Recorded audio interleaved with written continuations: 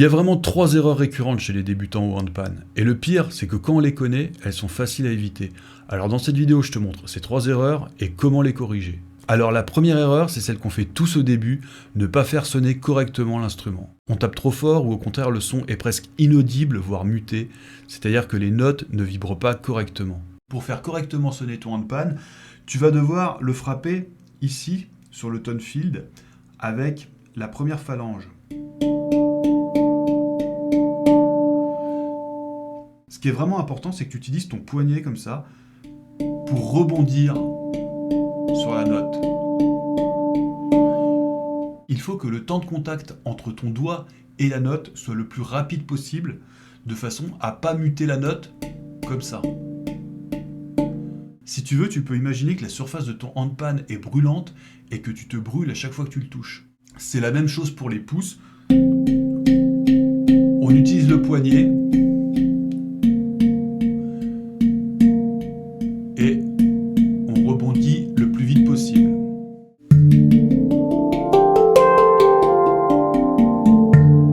La deuxième erreur, c'est de jouer uniquement avec un seul doigt. Sauf que si tu veux vraiment progresser, tu dois apprendre à utiliser à minima 2 doigts, le pouce ou l'index, ou le pouce et le majeur. Et d'ailleurs, dans ma vidéo précédente, je te montre un super exercice pour travailler cette technique. Si tu veux vraiment progresser au handpan, c'est super important que tu apprennes à utiliser la technique de la pince. C'est-à-dire que tu dois être capable de jouer une note avec le pouce et une autre note avec le majeur ou avec l'index de la même main.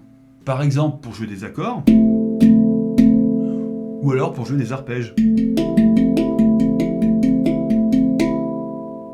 Je te montre ce que ça peut donner en contexte.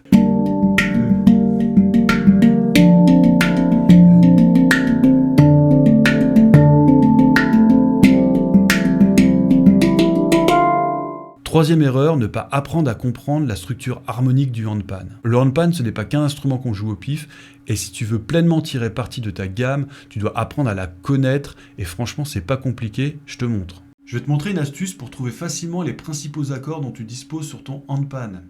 Imaginez une ligne qui divise ton handpan en deux, ici. D'un côté, tu as les notes 2, 4, 6, 8, et de l'autre, tu as les notes 1, 3, 5, 7. À partir de là, tu vas pouvoir trouver facilement tes 4 premiers accords. Tu as ici, quand tu joues les notes 2, 4, 6, l'accord de si bémol majeur, l'accord de ré mineur avec les notes 4, 6, 8, l'accord de la mineur avec les notes 1, 3, 5 et l'accord de do majeur avec les notes 3, 5, 7. Après, tu n'as plus qu'à les utiliser pour créer des morceaux. Par exemple,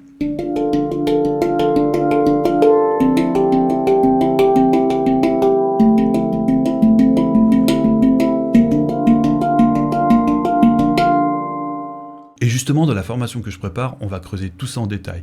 Comment comprendre ton instrument, composer et faire chanter chaque note. Pour finir, si tu évites ces 3 erreurs, tu vas progresser beaucoup plus vite. Si tu as envie que je fasse une deuxième partie avec d'autres erreurs fréquentes, dis-le moi en commentaire. Et comme d'hab, un pouce bleu, un abonnement. Et je vous dis à très vite pour la suite.